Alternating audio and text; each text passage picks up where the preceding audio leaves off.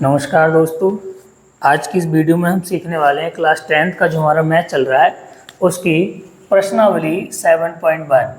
और देखिए आज हम इसमें सीखते हैं क्वेश्चन नंबर 5। इससे पहले की जो क्वेश्चन है हमने इससे पहली वाली वीडियो में बना दिए हैं। यदि आपने उस वीडियो को ना देखा हो तो उसका लिंक आपको डिस्क्रिप्शन बॉक्स में मिल जाएगा। तो आइए देखिए क्वेश्चन नंबर 5 में सीखते हैं क्या इसमें कहा जा रहा है। तो किसी कक्षा में 4 मित्र बिंदुओं ए, बी, सी और डी पर क्या है बैठे हुए हैं, जैसा कि आकृति में हमको दिखाया गया है। चंपा और चमेली कक्षा के अंदर आती हैं और कुछ मिनट तक देखने के बाद चंपा चमेली से पूछती है कि क्या तुम नहीं सोचती कि ABCD एक वर्ग है। चमेली इससे सहमत नहीं है, तो दूरी सूत्र का प्रयोग करके बताइए कि इनमें से कौन सही है। देखिए पहले मैं आपको बता दूं, एक क्लास है उसमें 4 बच्चे बैठे हुए हैं ABCD करके, ठीक है। तो 2 सहेली हैं चंपा और चमेली। तो चंपा अंदर आती है तो वो उनको बच्चों को देख कर कहती है कि क्या इन बच्चों से एक वर्ग बन रहा है। तो चमेली उससे मना करती है कि नहीं, मैं नहीं मानती कि वर्ग बन रहा है। तो अब इसमें ये पूछा है कि कौन सही है। अगर वर्ग बनेगा तो चंपा सही होगी और अगर वर्ग नहीं बनेगा तो चमेली सही होगी। देखिए अब आपको चित्र समझने के लिए आपको एक बुक देखनी पड़ेगी जिसमें क्वेश्चन, देखो मैं आपको यहाँ पे देख कर समझाता हूँ, ध्यान से देखना। इस तरीके से आपको शायद दिख रही होगी। तो जैसे ये ए बिंदु बैठा हुआ है तो ये ए बिंदु कौन सी लाइन में है, यहाँ से देखोगे तो 3 और यहाँ से मिलाओगे तो 4। क्योंकि बेटा पहले जब बिंदु बनाते हैं तो x के मान को पहले रखते हैं और y के मान को बाद में। तो एक a का मान कितना आ जाएगा 3,4, ठीक। अब b पे देखें, b यहाँ से कितने पे है 6 और यहाँ से कितने पे है 7, तो b का मान हो जाएगा 6,7। और देखिए c बिंदु यहाँ से कितने पे है, तो x से 9 और y से कितना 4, तो c का मान आ जाएगा 9,4।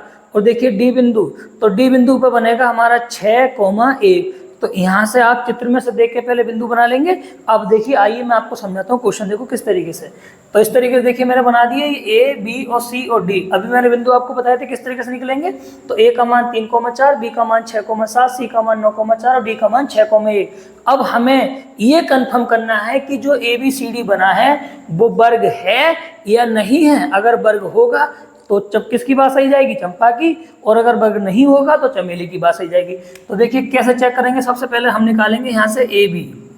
तो AB कैसे निकलेगी, A और B के बीच की दूरी। तो बीच की दूरी का सूत्र आपको समझ में आ गया होगा, x2 माइनस x1 की घात 2 प्लस y2 माइनस y1 की घात 2। लगाइए मान, AB की बात हो रही है तो A में से x1 y1 और B में से x2 y2। तो देखिए कितना हो जाएगा 6 माइनस 3 की घात 2 प्लस 7 माइनस 4 की घात 2। सॉल्व करेंगे तो 6 में से 3 घटेंगे, कितने बचेंगे 3 की घात 2। 7 में से 4 घटेंगे तो 3 की घात 2। तो ये बन जाएगा 3 तिया 9 और प्लस 3 तिया 9। तो ये आ जाएगा 9 और 9 18 मात्रक, ठीक है। आप चाहें तो इसको यहीं रोक दें या थोड़ा सा ऐसा और सॉल्व कर दें तो 9 गुणा 2 हो जाएगा, फिर √9 का मान बन जाएगा 3 और √2 अंदर रह जाएगा तो 3√2 इस तरीके से माना जाएगा, ठीक है। फिलहाल देखिए हमने AB निकाल दिया। अब AB के बाद कौन सी वजह निकालेंगे हम, BC। कौन सी निकालेंगे, BC। तो फिर से वही लगाओगे दूरी का सूत्र, क्या होता है भाई, x2 माइनस x1 की घात 2 और y2 माइनस y1 की घात 2। अब देखिए BC में से निकाल रहे हैं तो B में से x1 y1, C में से x2 y2। ध्यान से देखते ना, बिल्कुल समझ में आएगा सबके। तो यहाँ से बचेगा 9 माइनस 6 की घात 2 प्लस 4 माइनस 7 की घात 2। किसी को मान लगाने में दिक्कत तो नहीं हो रही है, बहुत सिंपल है। x1 y1 यहाँ से, x2 y2 यहाँ से, बस मान उठा के उसमें लगाना है। करिए सॉल्व। तो 9 में से कितने घटेंगे 6, तो 3 बचेंगे, 3 की घात 2। यहाँ बचेंगे माइनस 3 की घात 2। तो फिर से बचेगा 3 तिया 9 और 3 तिया 9। तो कितना हो जाएगा जब 9 और 9 फिर से 18, यानी फिर से हमारा ये वाला मान बराबर आ गया। अब किसका निकालें, CD का मान।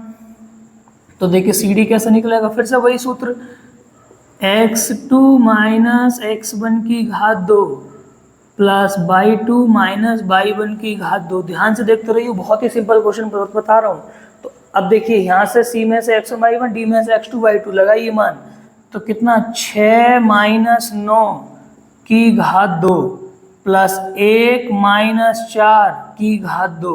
तो यहाँ से मान लगाने का बचेगा माइनस के 3 की घात 2 और यहाँ से भी बचेगा माइनस के 3 की घात 2। ठीक है, तो फिर से वही 3 3 9, 3 3 9, माइनस से माइनस कट के प्लस हो जाएगा हर बारी।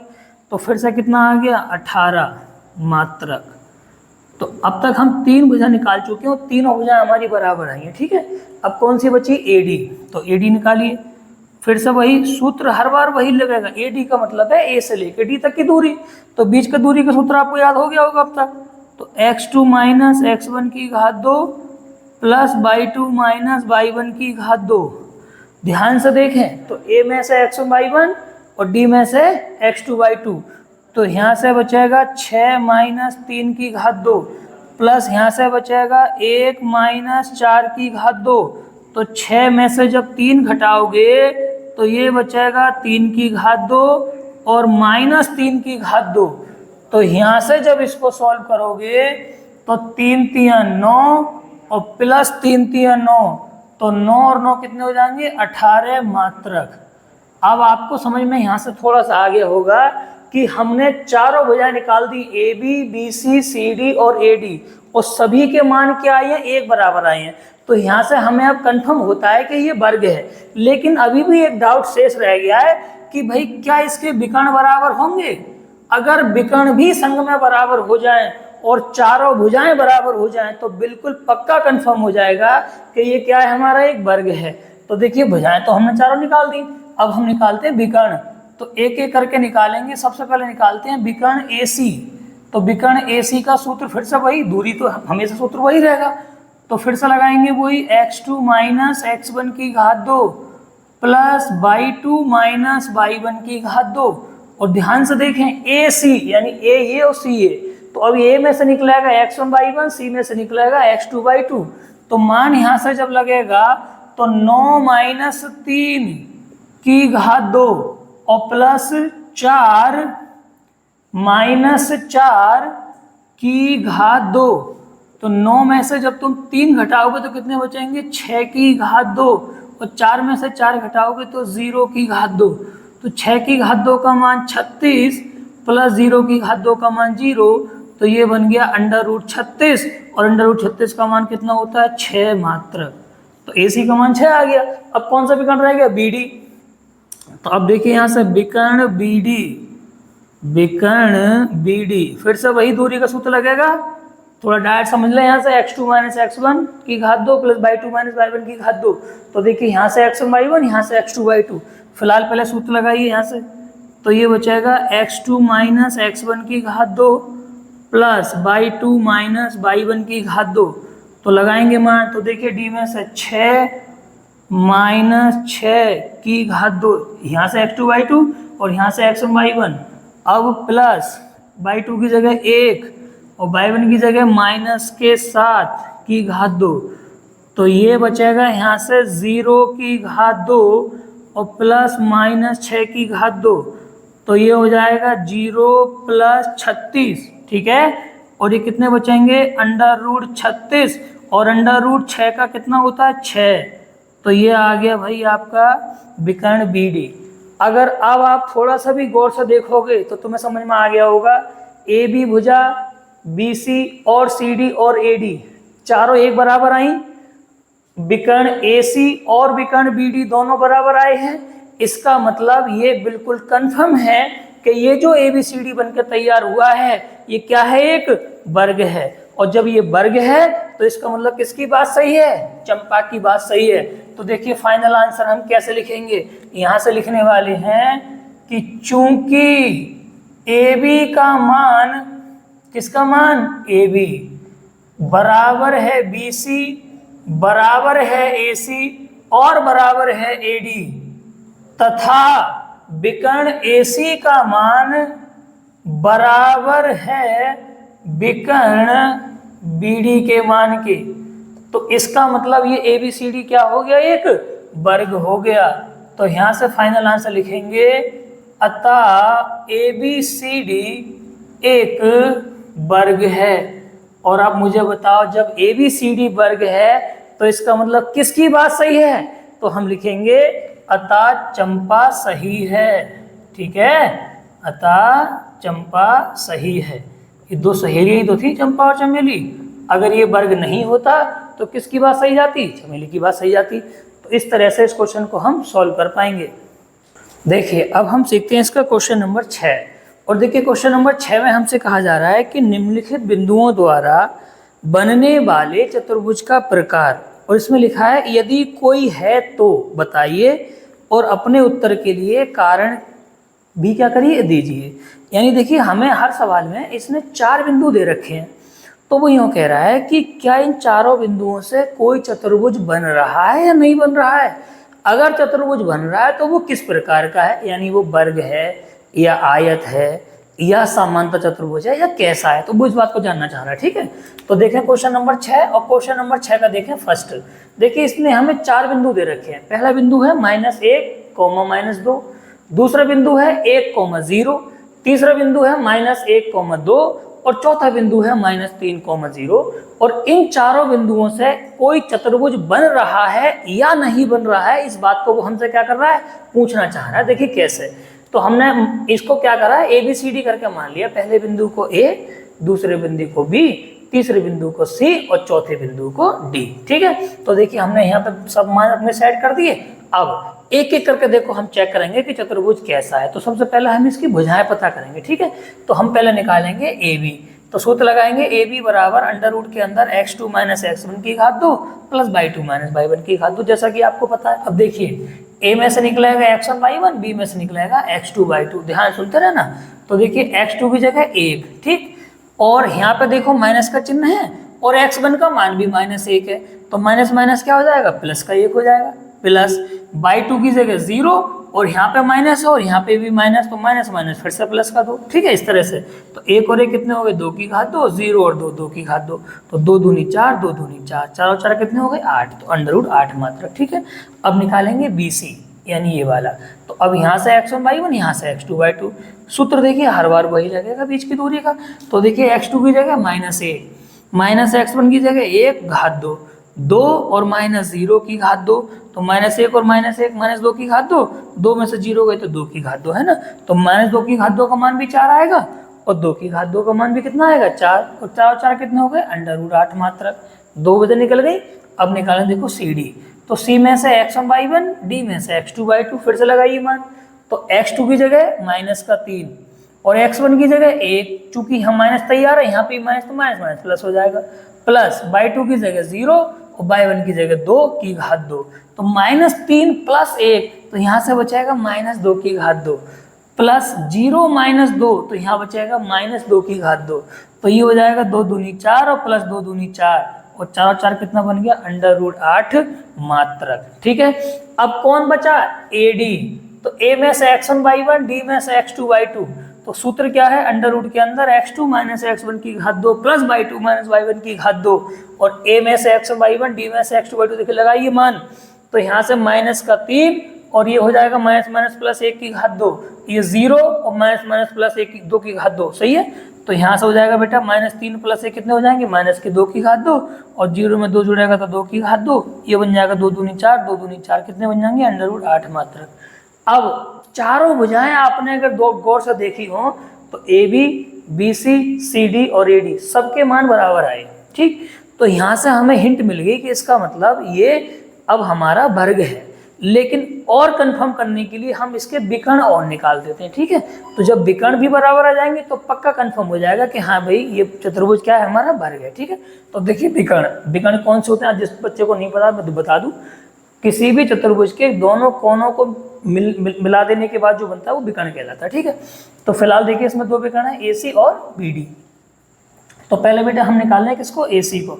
तो A में से x1 y1, C में से x2 y2, तो सूत्र देखो फिर से कोई लगाएगा, मान लगा दिए, x2 की जगह -1 और यहाँ पे माइनस प्लस का 1 हो जाएगा, y2 की जगह 2 और माइनस प्लस के 2, तो यहाँ से -1 और +1 0 हो जाएगा, 2 और 2 4 की घात 2, तो यहाँ 0 बचेगा, 4 चौक 16, 0 में जोड़ोगे 16 तो अंडर रूट 16 का मान कितना होता है, 4 मात्रक।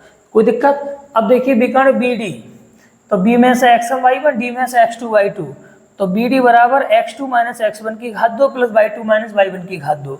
तो देखिए यहाँ से x1 y1 j, x2 y2 j, तो यहाँ से क्या हो जाएगा -3 और ये वाला -1 की घात 2 और ये बाई 2 की जगह 0, यहाँ 0 की घात 2, तो -3 और -1 -4 की घात 2 प्लस 0 की घात 2, तो कितने हो जाएंगे 4 चौक 16 प्लस 0, तो प्लस के 16 और √16 का मतलब कितना होता है 4। अब अगर यहाँ से आपको थोड़ा सा कंफर्म हो तो तुम्हें समझ में यहाँ से आ गया कि चारों हमारी भुजाएं बराबर आ गई, दोनों विकर्ण बराबर आ गए। इसका मतलब उपरोक्त बिंदुओं से बनने वाला जो चतुर्भुज है वो क्या है, वर्ग है। देखिए फाइनल आंसर कैसे लिखेंगे, मैं अब देखो यहाँ से आपको समझाता हूँ। इतना करने के बाद, तो इतना करने के बाद आप फाइनल आंसर लिखोगे कि चूंकि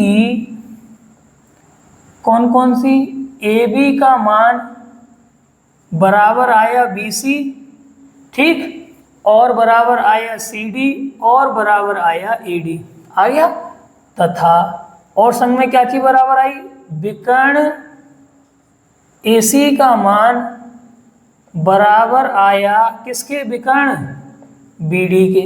भाई चारों भुजा बराबर आ गई, दोनों विकर्ण बराबर आ गए, तो अब हम फाइनल आंसर लिख देंगे कि अतः उपरोक्त बिंदुओं से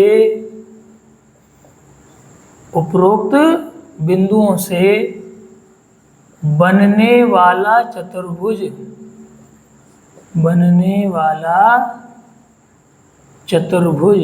क्या है, एक वर्ग है। ठीक है, तो ये वाली बात यहाँ से कंफर्म हो गई कि अतः उपरोक्त बिंदुओं से बनने वाला चतुर्भुज क्या है, एक वर्ग है। देखिए अब हम सीखते हैं इसका सेकंड पार्ट। और देखिए सेकंड पार्ट में जो हमें बिंदु दिए गए हैं वो है -3,5, 3,1, 0,3, -1, -4।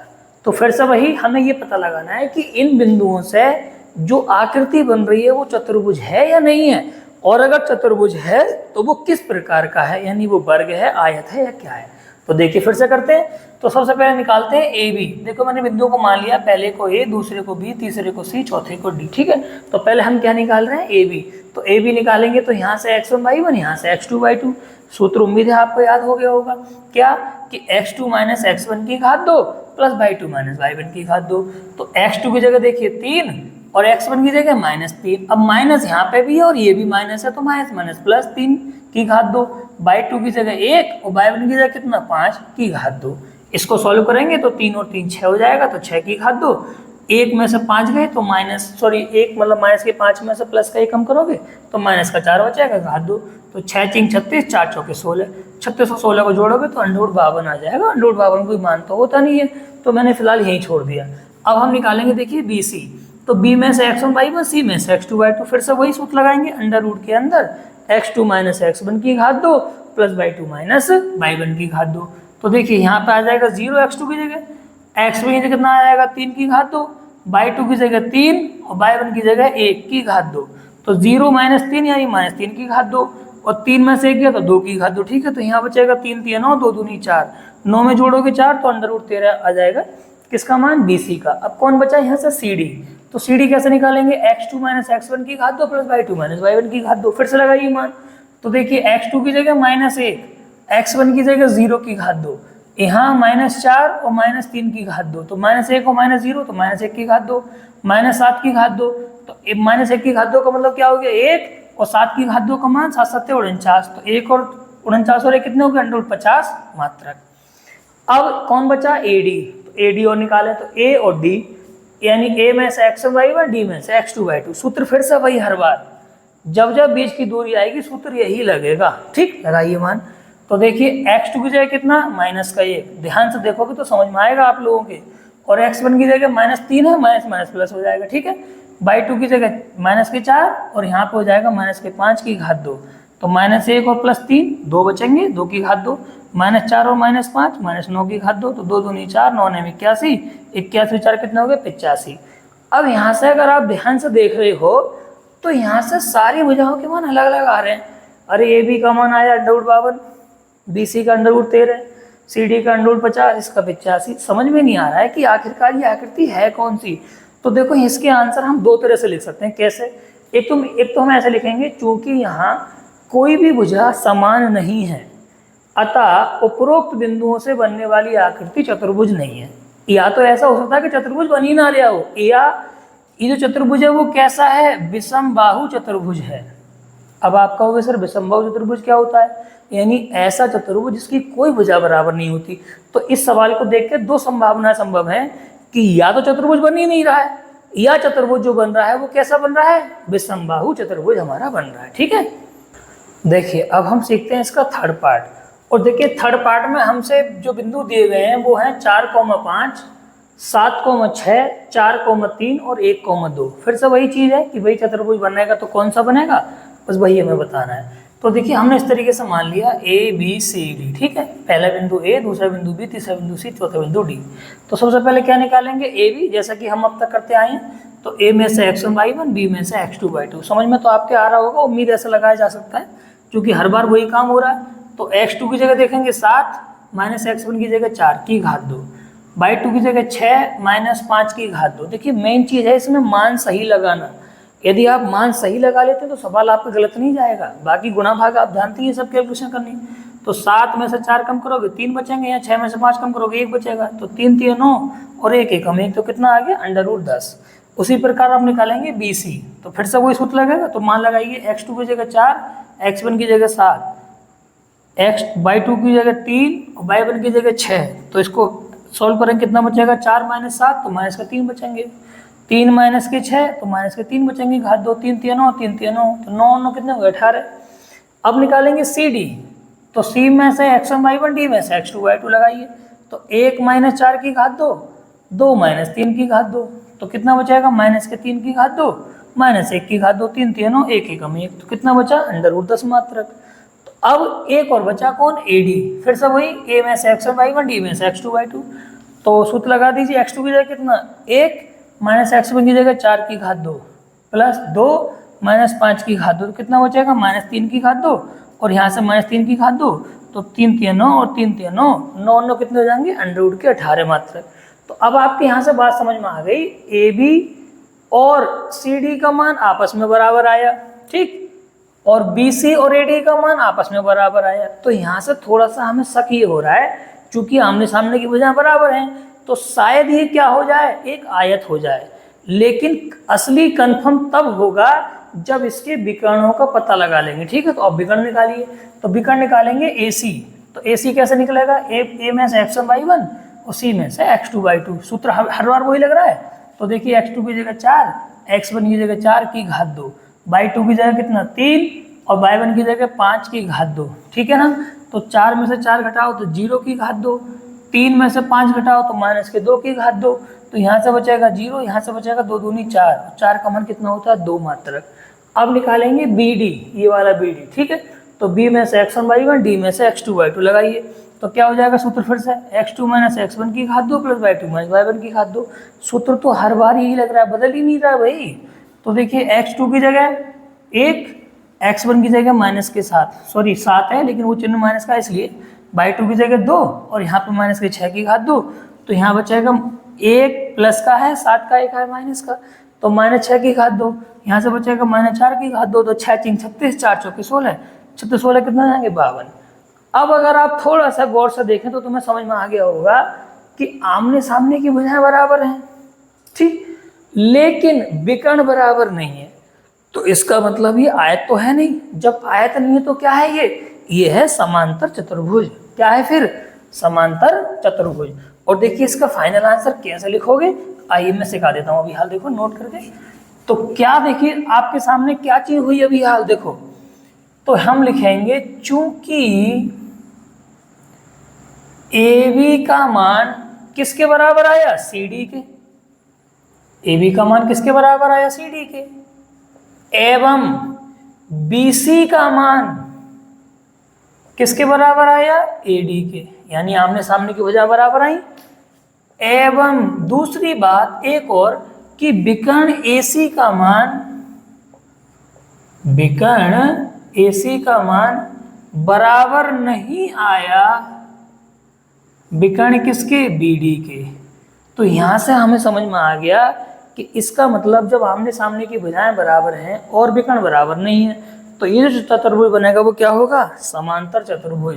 तो लिखेंगे अतः उपरोक्त बिंदुओं से बनने वाली आकृति या अतः उपरोक्त बिंदुओं से क्या बनेगा? समांतर चतुर्भुज। क्या बनेगा? समांतर चतुर्भुज बनेगा। तो इस तरह से इस क्वेश्चन का हमारा आंसर हो गया कंप्लीट। अब देखिए यहाँ से इससे आगे के जो प्रश्न हैं हम किसी अगली वीडियो में सीखेंगे, ठीक है? क्योंकि वरना वीडियो हो जाती है बहुत लंबी, ज़्यादा लंबी वीडियो में थोड़ी दिक्कत होती है। तो इस वीडियो में फिलहाल हम इतना ही रहने देते हैं, बाकी मिलते हैं किसी अगली वीडियो में। तब तक के लिए नमस्कार।